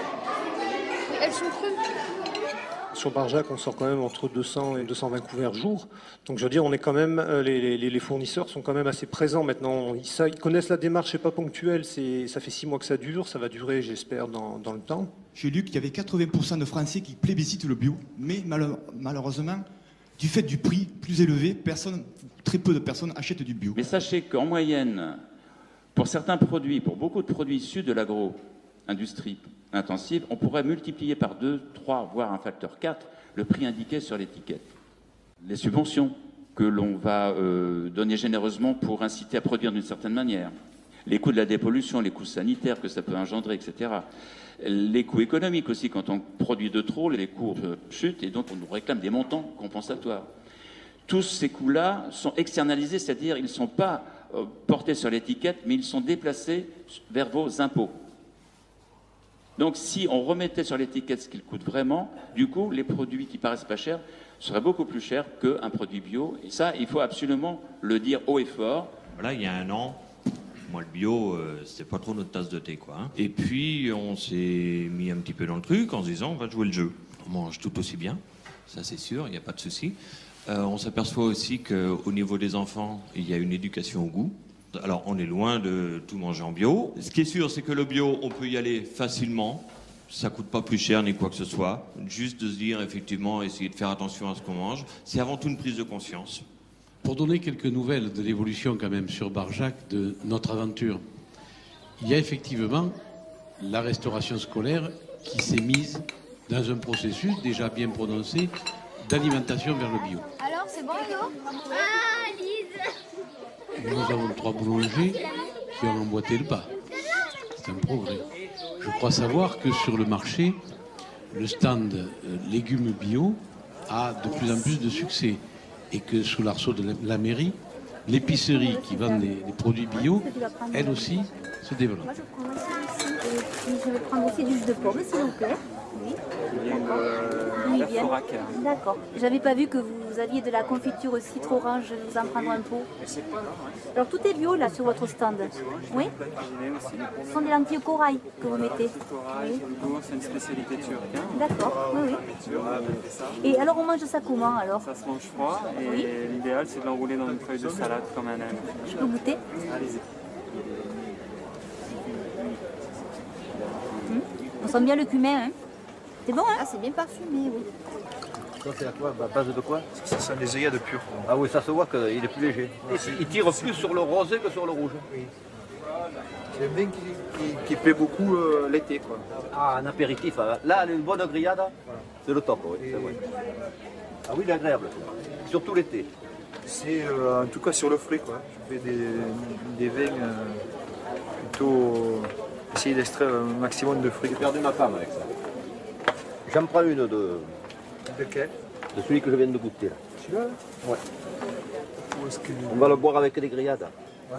Alors moi, je me pose toujours la question, en tant que viticulteur, maintenant je suis à la retraite, pour arriver à combattre le mildiou, le placro, l'odium. Quel produit vous employez? Moi, j'ai une démarche un petit peu particulière, parce que je travaille en biodynamie. L'agriculture biologique, et puis il y a aussi la biodynamie. Et donc, on utilise des plantes. Des plantes? Essentiellement des plantes qu'on utilise. Parce que quelle sorte de plantes? Essentiellement ortie, oui. Prêle. Moi, je trouve que le prix n'est pas excessif par rapport à du vin bio. Je voudrais que ce soit accessible à tout le monde. Je vais en reprendre un peu ou alors goûter un autre.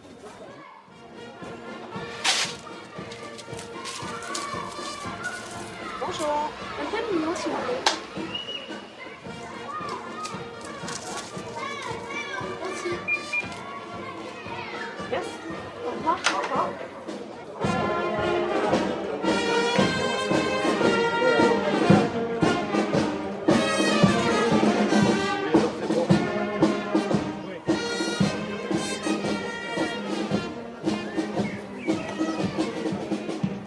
En ce 8 mai, rendons hommage à tous les soldats alliés, aux innombrables victimes des combats, de la résistance, des bombardements, de la déportation, des exécutions et des génocides.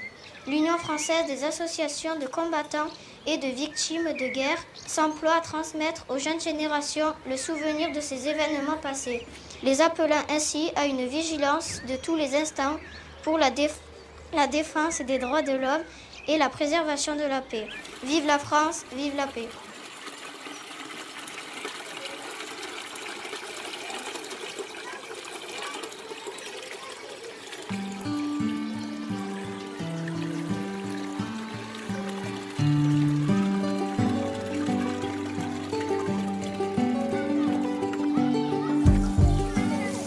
Arrosez vos fleurs, arrosez vos fleurs. Vous allez choisir une salade chacun que vous emporterez ce soir à la maison. Et puis ensuite, on cueillera les fraises qui sont mûres.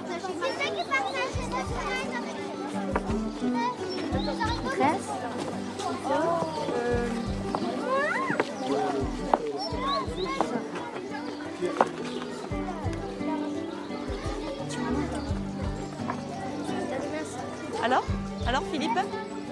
Alors, elle est bonne. Elle est bonne? Jusqu'au bout, hein, n'en laisse pas surtout. Hein. Tu as raison. Hein. C'est bien, c'est bien. Tu as pris une salade, Philippe? Non? Eh bien tiens, prends le couteau, viens couper ta salade, viens. Tu n'arrives pas à la couper? Dis, tu soulèves avec ta main et tu fais le tour. Hein. Qui c'est qui n'a pas eu de salade encore, là? Venez, allez, venez encore prendre une salade, là.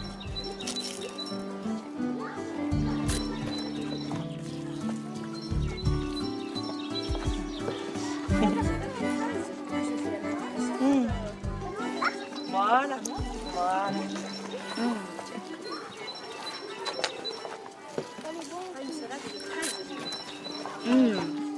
Chère madame, comme je vous l'ai précisé lors de notre conversation téléphonique concernant le lien entre pesticides et cancer, il y a deux interprétations possibles concernant la maladie de Camille.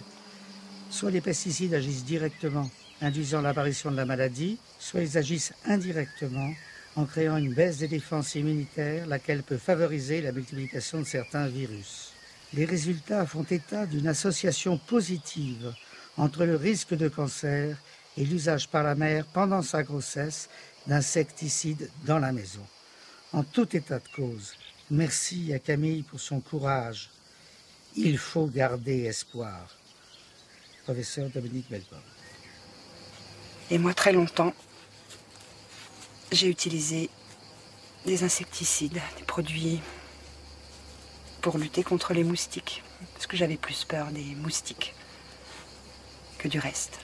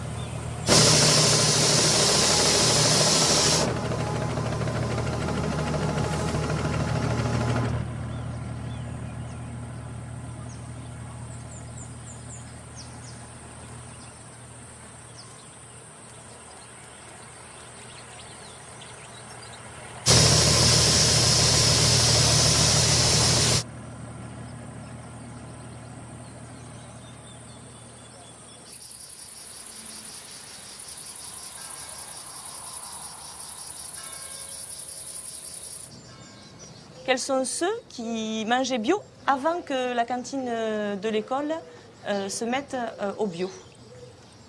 Et maintenant, qui est-ce qui mange bio maintenant? Ou tout le temps, ou de temps en temps? Voilà. D'accord. Ouais, ça fait quand même... J'aimerais que Thierry, tu nous dises, qu'est-ce que tu vois, toi, qu'ils aiment d'abord? La salade. Oui, j'adore. Salade verte. Oui. La viande en général. Oui, moi j'adore. Bon, évidemment, tout ce qui est pommes de terre, les pâtes, le riz aussi. Alors là, vainqueur. Après, en légumes, enfin, ce qu'on travaille de nouveau, il y a la polenta. C'est à partir de quoi? De semoule, mais elles sont collées en fait. Enfin, elles sont pas collées avec de la colle, mais... Rémi? Topinambour. Philippe? J'aime pas. Et c'est quoi alors que tu aimes? Le frites. Ouais. Et maintenant, le poisson en sauce, comment vous le trouvez? Meilleur? Et vous préférez manger quoi? Du pané ou du poisson en sauce? Sauce. Et au niveau des boulettes de viande, est-ce que vous avez remarqué quelque chose de différent? Dedans, il y a des céréales. Qu'est-ce qu'il y avait comme céréales la dernière fois dedans? De l'avoine, du blé et... Du boulgour. Il y a quelques épices dedans, puis ce mélange de légumes, de céréales. Il y a du curry qu'on ne mettait pas avant. Et voilà. Avant, on les achetait toutes faites, elles arrivaient en surgelé. Donc on n'avait pas nos moyens par la sauce de rectifier l'assaisonnement. Que là maintenant, on les fait nous-mêmes. Donc on peut modifier l'assaisonnement. C'est fait maison en fait, c'est le mot à dire. Ça change parce qu'avant par exemple, on mangeait souvent du cordon bleu alors que maintenant on n'en mange plus, quoi. Les escalopes de dinde panées aussi, on n'en mange plus. Parce que tu sais, ces escalopes de dinde qu'on avait avant, qui étaient panées, c'est même pas des escalopes, c'est de la viande qui est hachée, broyée, avec des protéines végétales, et c'est reconstitué. Donc il y a du gras, il y a des colorants, etc. C'est reconstitué, formé en forme d'escalope pour avoir l'impression que c'est un peu naturel, et c'est pané. Il y a des produits comme ça que vous ne verrez plus ici, quoi. En tant que la volonté est de rester sur le bio, c'est des produits qu'on s'est dit avec Joanne et puis le reste de l'équipe qu'on n'achetait plus, quoi. Je voulais savoir si l'année prochaine vous alliez continuer l'alimentation bio. J'espère, de tout cœur. Bon, c'est vrai que personnellement, je pense que je ne ferai pas le retour en arrière d'être un ouvreur de sacs surgelés et un ouvreur de boîtes, quoi.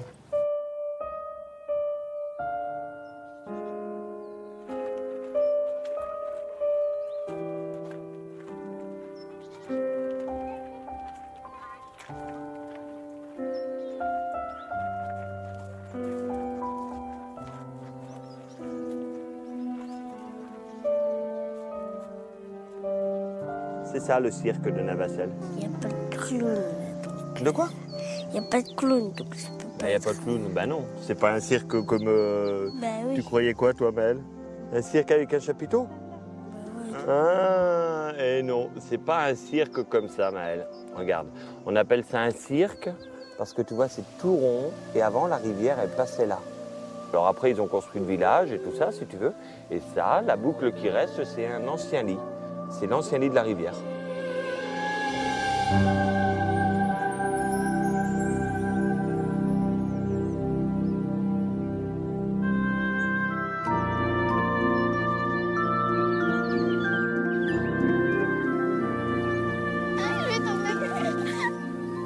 Regarde Morgane. Il est trop beau. J'aime bien le lilas, ça sent bon. Ouais, j'aime bien parce que quand c'est blanc là. Oh, ouais, il y a les violettes aussi.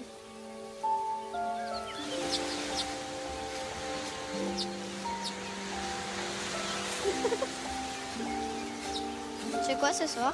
Je sais pas, et toi? Je sais pas. Ça vient ou ça vite?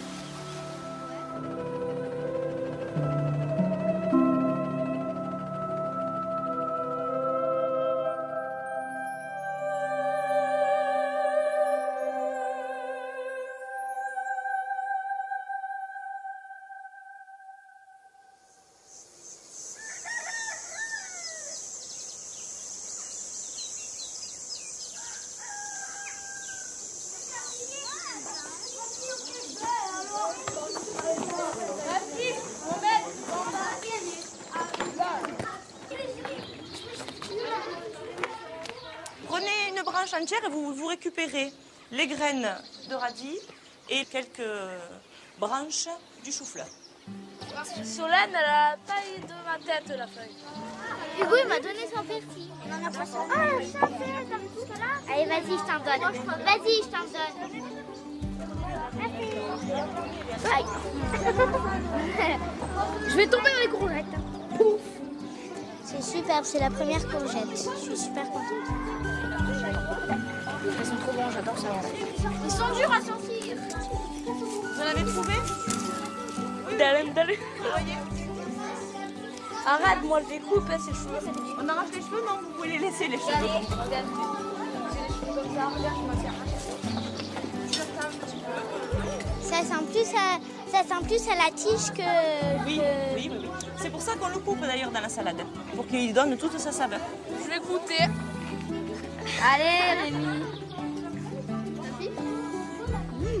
C'est bon. Tiens, goûte. Maîtresse, c'est bon, hein. J'aime pas l'oignon. Allez, l'oignon.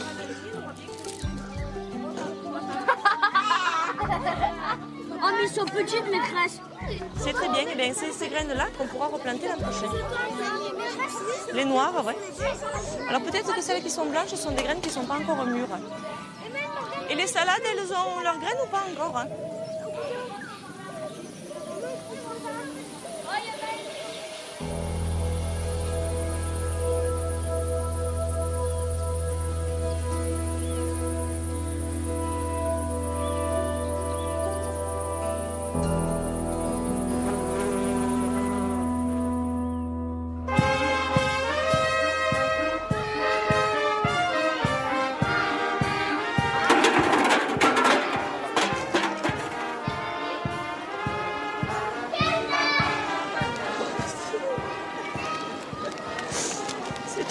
Franchement, je ne sais pas qui c'est qui a eu cette idée-là, mais c'est super, c'est super. Ayez confiance en vous. Vous êtes capables tous de réussir et de faire ce que vous aimez. D'accord? Et ne vous laissez pas marcher sur les pieds surtout. D'accord? Mais soyez quand même respectueux des autres. vous aime très fort tous. Je vous aime très fort. J'ai reçu 5 ou 6 maires là tout à l'heure. Ils sont venus chercher des idées, voir quelles étaient nos motivations, nos méthodes. Et ils ont envie de faire comme nous. Et ça, c'est un encouragement. Donc vous avez prêché la bonne parole, si je comprends bien. Voilà, j'ai prêché une parole différente. Et je crois qu'il est urgent maintenant d'aller dans cette voie. Ce qui se passe à Barjac, ce que l'on vit à Barjac, dans le Gard, je parle de l'enseignement catho du Gard, c'est perçu comme une aventure formidable. C'est quelque chose qui ne se vit pas ailleurs et c'était quelque chose d'exceptionnel. Et on nous regarde avec des yeux admiratifs. On se dit c'est formidable. Curiosité et admiration. Non. Pas On se dit, admiration. non, c'est pas de la curiosité. On se dit c'est formidable si ça pouvait se faire partout. Ah, du côté un peu pionnier. Je vais vous raconter ça, cette petite anecdote. On avait de l'herbe autour de l'école. Donc habituellement, on mettait du désherbant, comme souvent partout. Et cette année, on a pris tous les CM et puis ils ont arraché toutes les herbes autour de l'école avant la fête. Voilà. C'est symbolique. Mais on n'empoisonne pas la terre. Voilà. Et ça, on l'a bien mis en évidence avec les enfants. Aujourd'hui, c'est la première fois que nous fêtons cette cantine, ce restaurant, cette cuisine centrale. Autour de la table, qui est par définition rassembleuse, qui est par définition, j'emploie votre mot, consensuelle. Maintenant, je commence à me régaler. Parce qu'au début, tu prends le pain, le premier pain au levain que j'ai fait. Ça fait dur, il dure comme. Non, là maintenant, ça fait bien 10-15. Il faut laisser réagir, quoi. Il faut laisser réagir. Il y a aussi une part de conscience. Quand on voit un agriculteur qui, par exemple, ne consomme pas ce qu'il produit. Moi, j'étais élevée dans une famille d'agriculteurs, on mangeait ce qu'on produisait. Aujourd'hui, quelqu'un qui a un poulailler industriel, je suis désolée, il a sa production à côté. Elle est bien bonne pour le petit peuple et le bon peuple, mais par contre, lui ne consomme pas. Donc, y compris au niveau de la conscience, il a pris conscience que ce qu'il faisait n'était pas bien. Alors après, il s'abrite derrière tout un tas de... Des clafoutis, aux abricots. Et ensuite, voilà, vous avez des très bonnes glaces à la main. Carrément. D'accord. D'un coco. Au top. Ça réconcilie avec la glace, franchement. On a un petit morceau dedans. Oui. Le foutu est bon aussi. Remarquable. Je crois que l'agriculteur sait la réalité des choses au niveau des pesticides, au niveau des produits chimiques. Par contre, là où il faut l'aider, c'est à sortir de ces contraintes économiques, psychiques, idéologiques qui l'amènent à ne pas bouger, à ne pas faire jouer la clause de conscience. Il faut arrêter ça. Mais arrêter ça, ça veut très clairement dire qu'il faut une nouvelle politique agricole commune pour ce qui est des pays de l'Europe de l'Ouest, qui consiste en quelques mesures très claires. Les 9,5 milliards d'euros qui sont donnés actuellement à nos agriculteurs. On se donne 5 ans, on les redistribue à la restauration collective, on commence par les écoles primaires.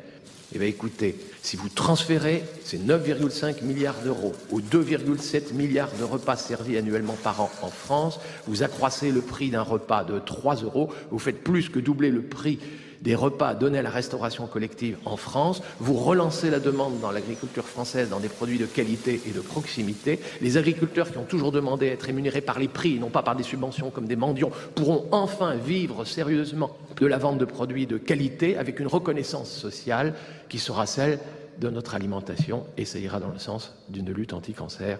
Je suis sûr que cette proposition peut être agréé si on s'y met maintenant, si on parle non pas de la politique agricole commune dans le sens qu'est-ce qu'on peut défendre sur les avantages acquis, mais de se dire que oui, il y a une autre alternative possible pour le plaisir du plus grand nombre.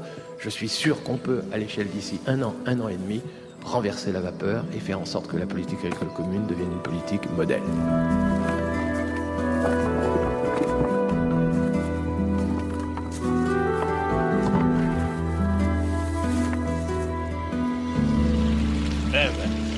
Et bonjour les enfants. Bonjour. Qu'est-ce qu'il arrive? On a les brioches de l'école publique de Barjac. Est-ce qu'elles sont bio? Oui, elles sont. Et ça veut dire quoi, bio? Pas traitées. Pas traité, bravo.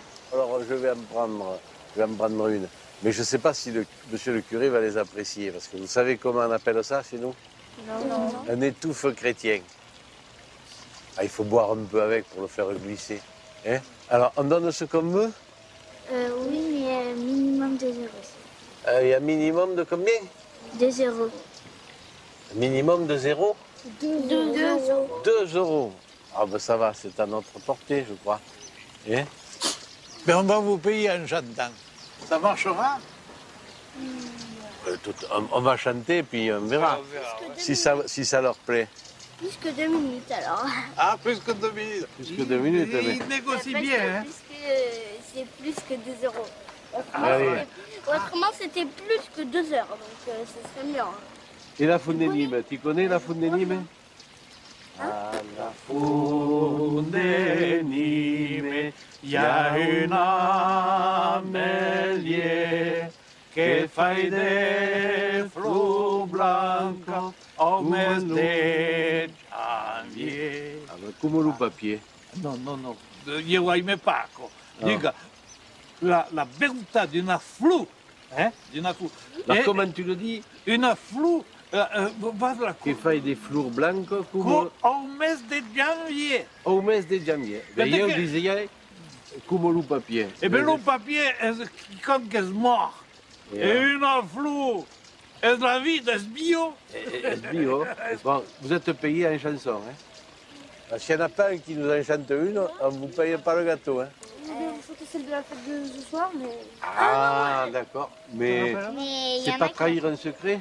Je sais pas. On les a déjà chantés. Ah bah d'accord. Alors, fredonne-la moi. Alors...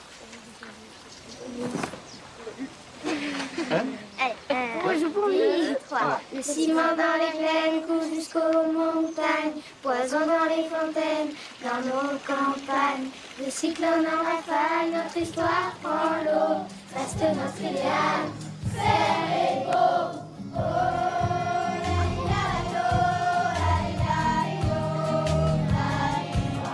puisqu'il faut changer les choses, oh, ça, citoyens, il est grand temps qu'on propose un monde pour demain.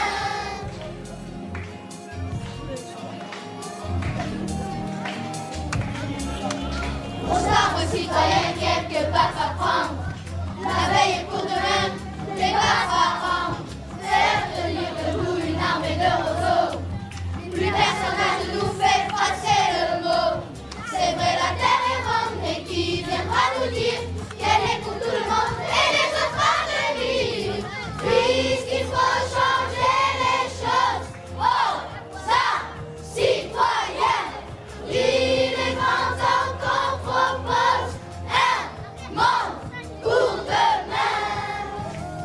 Plus le temps de savoir à qui est la faute.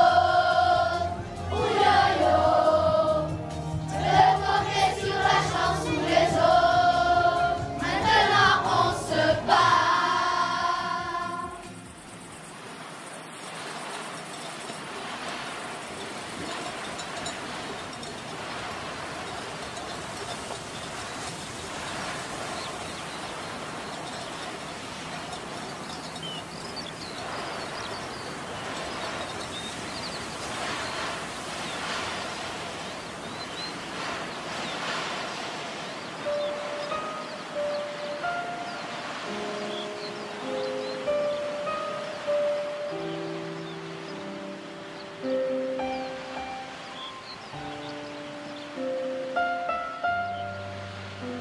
C'est même nous, hein, je veux dire, entre notre façon de consommer il y a 1 an et puis maintenant, ça n'a rien à voir. Prise de conscience complète. Hein.